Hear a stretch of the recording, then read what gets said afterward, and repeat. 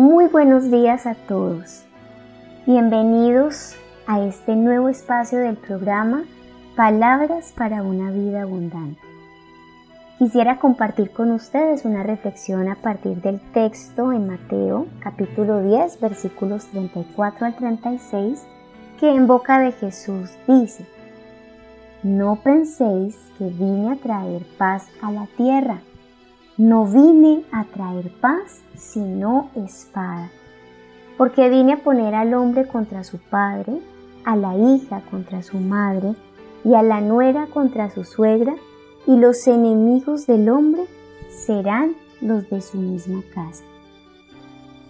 Recuerdo claramente todas las inquietudes que inicialmente me generaban estas palabras que resultan extrañas y aparentemente contradictorias.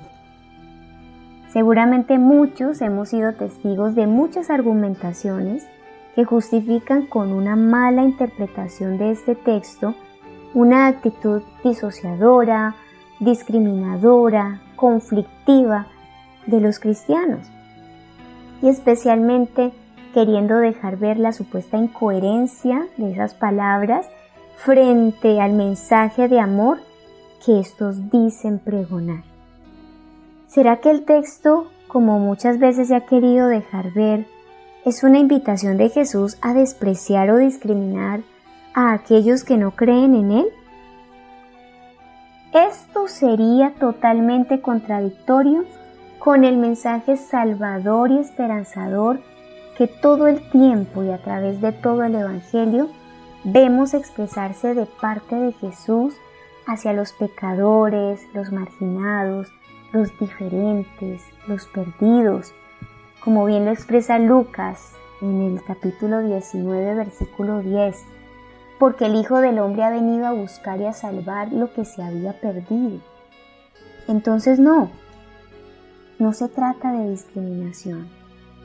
¿Será entonces una expresión de incoherencia esto de traer no la paz, sino la espada, frente a la significativa y emblemática enseñanza de eso de amarse los unos a los otros y mejor, amar a los enemigos?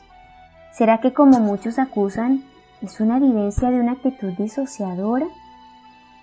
Ese hombre Jesús que dejó ver en cada acción, en cada mirada, en cada decisión, en cada entrega, un derroche de perdón, de misericordia, de segundas oportunidades para todos, incluso para sus perseguidores y enemigos. Ese es el mismo hombre que nos dice que ha traído la espada. Con su vida nos deja claro que tampoco se trata de una incoherencia. No, ni es discriminación, ni es una actitud disociadora, ni es incoherencia. Lo que nos deja ver entonces es que este texto tiene un mensaje más profundo. Es una expresión paradójica, como es lo usual en Jesús. Una paradoja que nos confronta, nos estimula a pensar las implicaciones reales de seguir a Jesús. Lo que nos quiere decir ese texto es que quien sigue a Jesús necesariamente sufre un proceso de cambio en su forma de relacionarse. Seguir a Jesús, aceptar su verdad, asumir sus pensamientos, hacer propias sus actitudes, sus conductas y sus posiciones frente a cualquier aspecto de la vida, trae cambios, renovaciones, nos trae transformaciones que inevitablemente generan un impacto en quienes están alrededor. En este punto es cuando aparecen muchas situaciones, muchas de ellas incómodas y a veces dolorosas. Por ejemplo, quienes aún no conocen la verdad, muchas veces cuestionan, se inquietan, pueden incluso llegar a incomodarse, a rechazar, a atacar a aquel que siguiendo a Jesús empieza a pensar diferente, a comportarse diferente, a dirigirse en la vida de una forma diferente. Muchas veces son precisamente los más cercanos a quienes les cuesta entonces entender por qué ya no se habla de la misma forma, por qué ya no se habla acerca de las mismas cosas, ¿Por qué desde que se conoció el Evangelio se tienen nuevas costumbres? ¿Por qué se abandonaron ciertos negocios que no eran convenientes? ¿Por qué cambia el enfoque y el significado, por ejemplo, de la diversión? Cuesta entender la forma de establecer la crianza de los hijos, ese nuevo orden en el hogar, el nuevo orden en la vida en general. Muchas veces nos hemos dejado amedrentar. Se activa en nosotros una pieza que el manejo de la crianza sociocultural dejó muy metida en nosotros. Y se trata de esa necesidad de aceptación, el miedo al rechazo. Y es que estamos en un medio que nos ha pintado y nos ha querido convencer de poderosas falacias que a veces pasivamente terminamos creyendo. Podríamos empezar mencionando la falacia del relativismo. Todo es válido, depende de cómo se mire. Todo depende del sentir, del gusto, los sueños de cada quien. Y unida a esta, otra gran mentira que nos han hecho creer, la llamada tolerancia a la diferencia, pero que a la final nos damos cuenta de que se termina aparentemente respetando y tolerando cualquier tipo de ideología, tendencia, gusto, particularidad, pero no se tolera de la misma forma la verdad de los valores, la verdad de los principios, la verdad de la dignidad humana, la verdad de Dios. Todos defienden con fervor y vehemencia sus argumentos, sus posturas, y esto culturalmente resulta loable, defendible.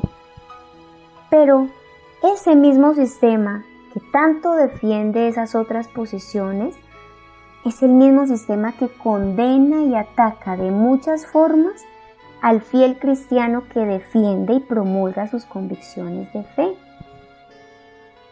Hoy tal vez esta situación se nos hace muy evidente en las particularidades sociales y políticas de nuestra época, pero realmente siempre ha sido así. El mundo, la cultura, todo aquello ajeno a la verdad de Dios no comprende, no tolera y rechaza la verdad. Y precisamente esta es la espada a la que Jesús nos hacía referencia en el texto. Recordemos el texto. No penséis que vine a traer paz a la tierra, no vine a traer paz, sino espada, porque vine a poner al hombre contra su padre, a la hija contra su madre y a la nuera contra su suegra, y los enemigos del hombre serán los de su misma casa. Hoy entenderíamos muy mal el texto si entonces asumimos por esto una actitud de sobradez, de superioridad, de juicio y condenación frente a los demás. No, esa no es la idea de Mateo. El texto nos invita a asumir con altura las dificultades que puedan surgir, incluso con los más cercanos y los más amados. Podríamos decir incluso que no solo se plantea como una posibilidad, sino como un hecho. Necesariamente no se entiende al creyente. Incluso se le llega a rechazar, muchas veces a odiar. Casi que podríamos decir que un indicador de que alguien está realmente siguiendo a Jesús es eso de ser incomprendido y a veces rechazados por muchos. Aclaro, no justificamos los conflictos que se presentan por la arrogancia, el maltrato o el orgullo que a veces están muy mal orientados en muchos casos. No se trata de desprecio, no se trata de odio. Al contrario, entendimos que tal vez el acto que más podrá acercarlos a ellos mismos más tarde a la posibilidad de llegar a la verdad es eso de poder permanecer firmes, radicales en la verdad de Dios. Y es que esta espada no es una espada que ataca a las personas, no es una espada que agrede o que daña o que ofende el ser real del otro. No, es una espada que lo que hace es desnudar la verdad. Y es una verdad que necesariamente abre un abismo entre quienes creen en Jesús y quienes no le conocen. Un abismo en la forma de pensar, de actuar, de creer, pero que por otro lado abre las verdaderas posibilidades para que ellos y nosotros podamos acercarnos a Dios. Y esta espada no se refiere únicamente al conflicto que se presenta con nuestros amigos, con nuestra familia, con los más cercanos, con nuestra casa.